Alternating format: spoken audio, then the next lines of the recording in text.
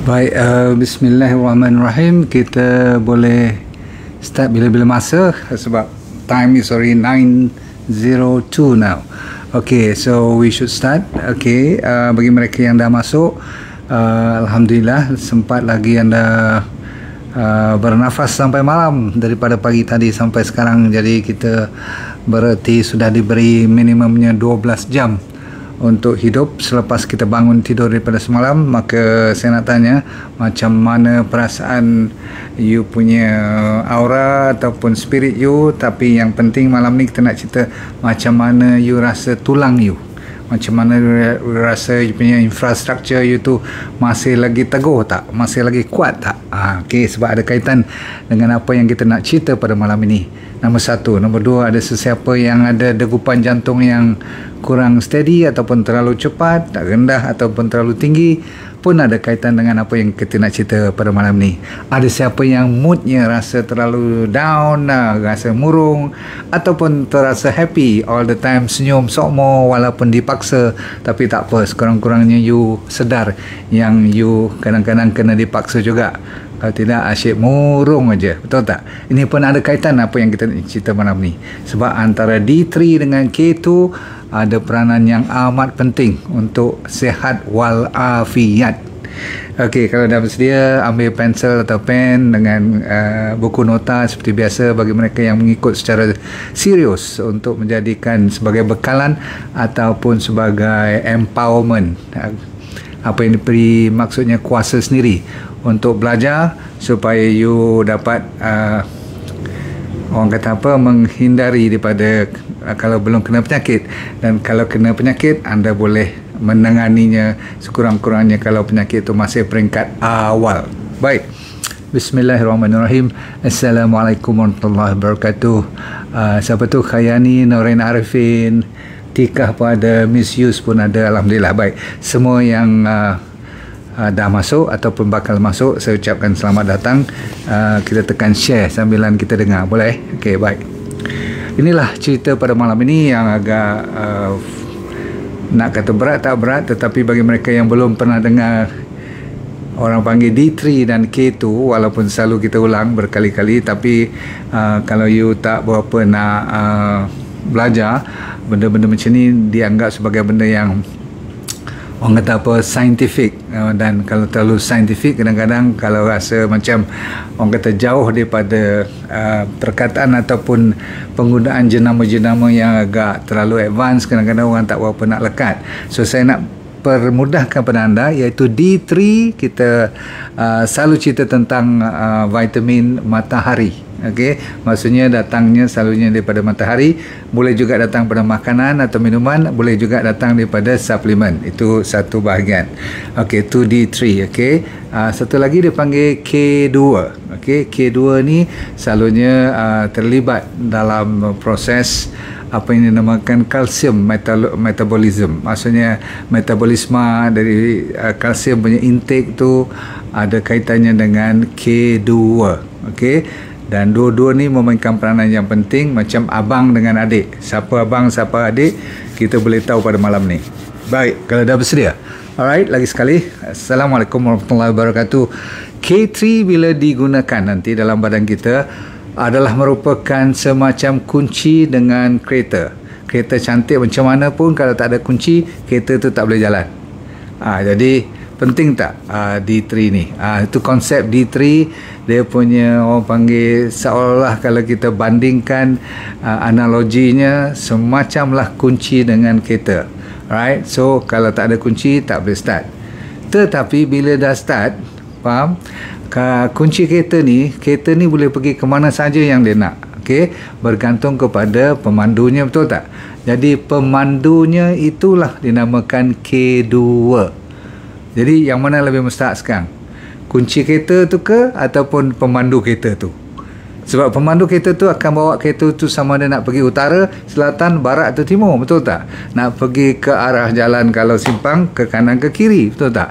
Okey, kalau dia pergi ke kiri, katakan salah haluan, cuma dia kena pergi ke kanan. Maka kalau dia tak corner ke kanan, maka Kereta tu takkan sampailah kepada destinasi. Di dalam badan kita, contohnya yang paling utama, kita ambil cuma satu daripada beratus-ratus fungsi D3, dan fungsi K2 ada banyak. Okay? Terutama sekali kalau dibandingkan dari segi banyaknya jumlah, D3 lah lebih banyak kan. Sebab apa? D3 ni orang kata apa? Daripada ujung rambut sampai ujung kaki, dia semua mainkan peranan, dan dia ada reseptor. Maksudnya dia ada signal. Macam kunci tadi tu, dia ada tempat setiap organ yang besar-besar, setiap kawasan body kita, setiap sistem kita tu, dia ada mainkan peranan. Jadi dia ada kunci dengan dia punya lock tu sekali, dengan mangga dia semua tu, dia dah setiap satu kawasan tu dia dah ada khas. Itu vitamin D3.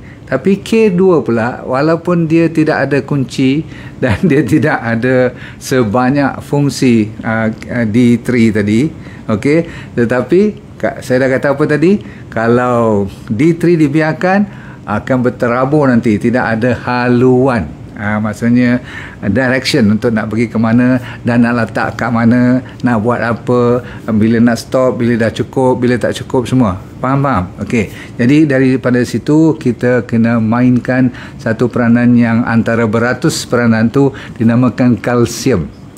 Di calcium metabolism ni, kalsium punya arrangement ni harus kita tengok macam mana caranya. Bila kita dapat cahaya matahari, okey, kolesterol di bawah kulit kita tu kan dikonvertkan sampai jadi D3, okey, daripada D2 jadi D3, okey. So bila jadi D3 tu nanti yang diproses juga perlukan liver yang bagus dan kidney yang bagus. Maksudnya liver dengan kidney you mesti dalam keadaan yang rapi dan orang kata apa, dalam tip top, baru kerja-kerja ni jalan lebih cantik. Tetapi apapun, di dalam usus D3 akan membuat kerjanya awal-awal lagi. Dia rajin, dia pergi ambil semua kalsium yang boleh diabsorb, dia absorbkan kalsium tu dan dihantar ke tempat-tempat seperti sepatutnya di mana? Sepatutnya dihantar kepada tulang dan hantar kepada gigi, betul tak? Kerja siapa tu? Nak hantar ke tulang ke gigi tu, nak arahan tu, polis dia, nak trafik jaga semua, kiri kanan, siapa jalan dulu, siapa jalan kemudian, ialah oleh K2. Okay, D3 K2. Jadi K2 tu memainkan peranan yang kalau tak dijaga oleh K2, saya kata apa tadi, maka kalsium tadi, kalau you bayangkan macam kapur lah kan, ditabur kat semua rumah nanti kalau tak diatur dengan K2. Jadi K2 lah kata, engkau pergi kepada femur ataupun tulang paha, engkau pergi ke tulang betis, engkau pergi ke bahagian tengkorak, engkau pergi ke bahagian tulang-tulang rusuk ni, ataupun okey, engkau gigi kat sini. Kalau tidak nanti gigi tu cepat berlubang. Sebab tu kalau anda banyak sangat gigi berlubang ataupun gigi longgar-longgar ataupun cepat sangat nak, apa orang panggil, naik taik gigi tu, plak-plak semua tu, itu datangnya daripada over yang tak dikontrol oleh K2. Jadi K2 lah yang mententeramkan, mengkontrolkan supaya tidak lebih taik gigi tu atau berlubang-lubang tu, rongak-rongak gigi, goyang-goyang gigi. You perasan tak setengah orang bila kadang-kadang dia berhenti seokok je, ataupun dia makan makanan-makanan yang tak betul ke, lebih kurang dia pakai gasak je, gigi tu lepas berhenti seokok habis luruh, jadi rongak habis. Pernah dengar?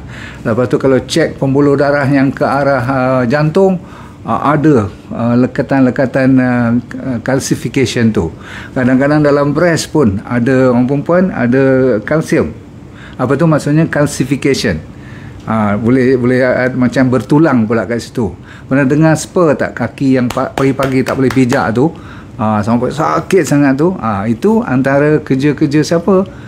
Kerja si D3 dah ambil kalsium, tapi dia tak tahu nak atur kat mana, dan lebih kat mana, kurang kat mana. Jadi kerja K2 yang kadang-kadang lebih mustahak dalam dari segi pengakhiran proses kat mana dia nak letak tu.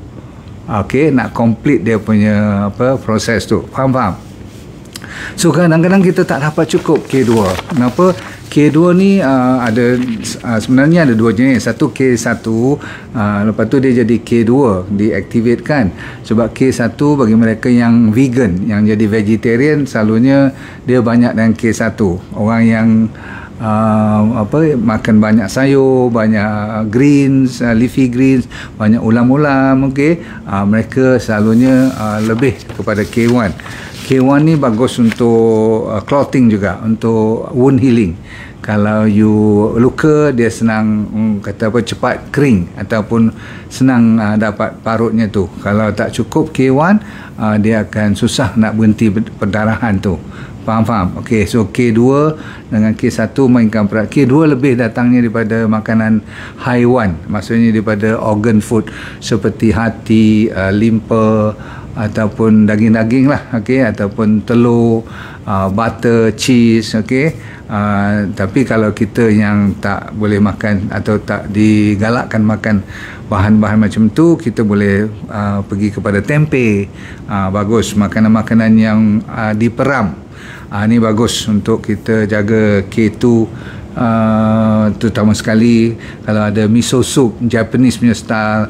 Kalau you rajin dan lalu makan natto punya soya bean yang dia peram tu, yang baunya, ya Allah, saya belum rasa, tapi ramai yang tak biasa tu. Macam kita kat sini belacan lah, yang sana Jepun dia panggil natto. Tapi kita boleh makan yang selalu saya buat, sauerkraut, tahu tak, yang style German punya style tu, maksudnya gobes garam kan, kita peram 5 hari kita makan. Yang tu cun.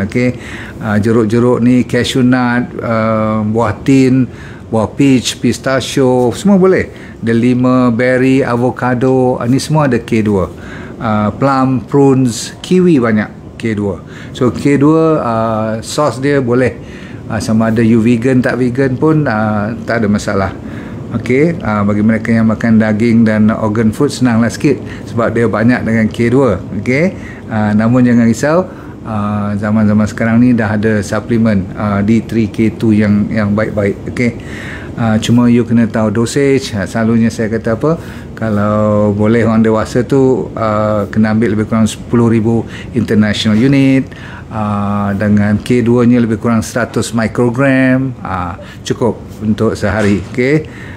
Sebenarnya yang direkomend lebih rendah, tak sampai 4,000 pun. International unit. Untuk D3, K2 dia kadang-kadang dia cuma bagi 40 mikrogram. You tak payah ingat semua ni. Selalunya kalau pembuat atau pengilang yang bagus, dia dah tahu dosage yang betul. Yang penting kita kena tahu ramai rakyat kita di seluruh dunia, katanya, bukan kata kat Malaysia saja, tapi kajian yang terdekat sekali dibuat kat Indonesia baru tahun bila yang terdekat, masa COVID ni dia orang buat orang kata study, sebab dia orang ada kajian mengatakan D3 boleh membantu merawat ataupun menghindar daripada COVID-19. Dah banyak kajian yang dikejar buat dalam 2 tahun lepas ni untuk vitamin D3. Dan selalunya D3 mesti berkawan dengan K2. Kalau tak berkawan, dia tak boleh. Pasal apa? Nanti kalau kalsium tu tak dikontrol, kalsium tu yang saya kata tadi, yang boleh membawa debaran jantung yang dahsyat-dahsyat sampai jangan main kalsium. Kalau terlalu tinggi, you boleh bawa maut tau. Kalsium jangan main.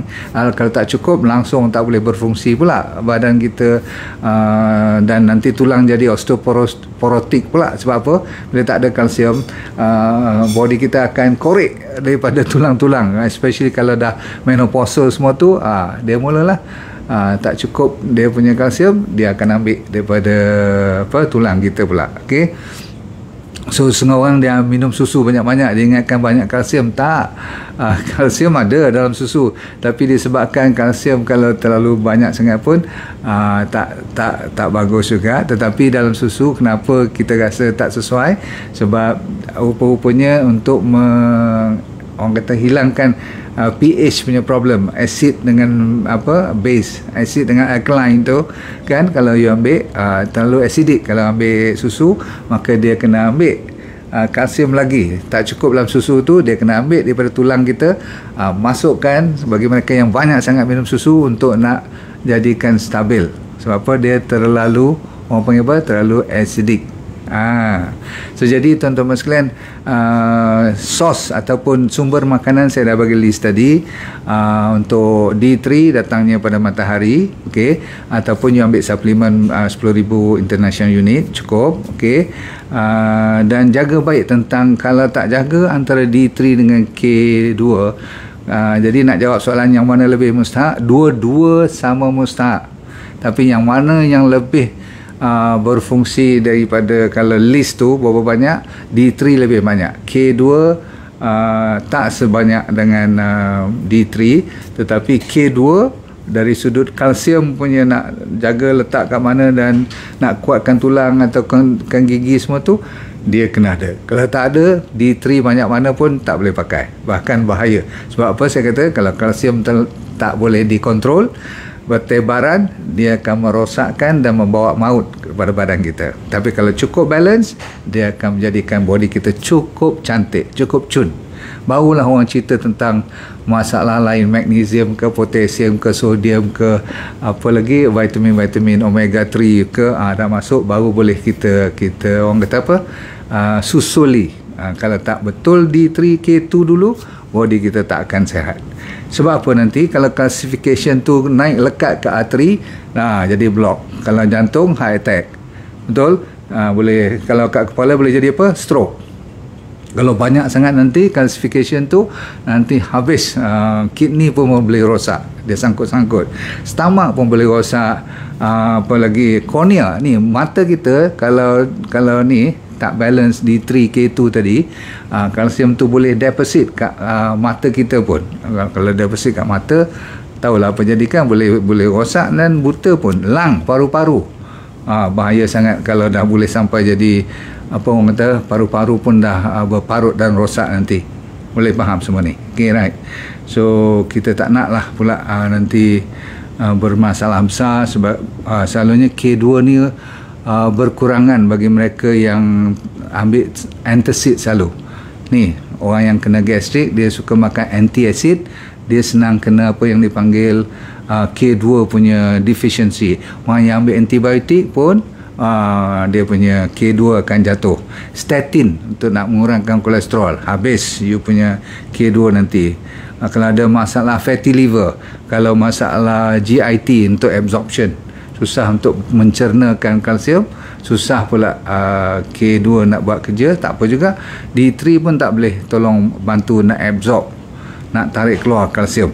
Okey, jadi jaga baik bagi mereka yang menopausal, terutama sekali masalah osteoporosis. So ni kenapa saya cerita malam ni, masalah jantung, masalah arthritis, dan akhir-akhir sekalinya selalu masalah seperti sampai boleh cengkung. You punya pipi ni sampai jadi kempis, tulang jadi krekot kat sini, yang orang kata nak kena pakai braces dan sebagainya tu, itu kadang-kadangnya ada kaitan dengan tak cukup K2 dengan D3. Tulang tu dah mula lari. Okey, jaga baik. Orang yang sakit tulang, sakit otot, suka cramp, dan senang sikit-sikit je dia punya badan senang jatuh sakit. Sebab apa? D3 pemain utamanya. Satu badan kita dia kontrol. Senang letih, senang lebam-lebam, macam bruises ni, tak ada orang tumbuk pun. Senang jatuh rambut lagi, moody all the time, depressed macam thyroid, tapi bukan thyroid punya problem. Kadang-kadang dia panic attack pun ada. Gigi saya dah kata tadi kan, senang sangat berlubang-lubang, naik taik gigi dan sebagainya. Kalau you cukupkan balik D3 dan K2 lepas 2 bulan 3 bulan, you tengok balik gigi tu boleh cantik balik, dan you punya apa tu, tarik-tarik gigi semua tu boleh jatuh-jatuh. Ini bukan melawak ni, memang betul. Okey, jantung pun dah pergi scan balik, dah kurang dah you punya classification tu. Okey, ni dah ada apa, polycystic ovarian punya sindrom tu, PCOS tu pun boleh kurang. Okey, dan last kali ialah masalah diet you dengan you punya body clock pun akan dibalancekan balik dengan soalan apa, melatonin kan, apa tu, kortisol siang malam semua tu, tidur akan lebih nyenyak. Tempat tidur pun ada kontrolnya D3K2 ni. Okey, cukup dulu. Malam ni dahsyat. Kalau you tengok dia punya senario dia, kalau tak jaga betul-betul antara D3 dengan K2, siapa yang lebih mustahak? Jawapannya dua-dua mustahak. Cuma kalau dari segi list siapa buat kerja lebih, sebenarnya ialah D3. Lebih banyak list fungsi kerja-kerja fiziologinya. Tetapi bila dia cakap tentang nak jaga kalsium, dua-dua kena bersama-sama berganding bahu. Kalau tidak, kita yang jadi naas nanti. Alright? Cukup dulu, dah faham semua. Alright, terima kasih banyak.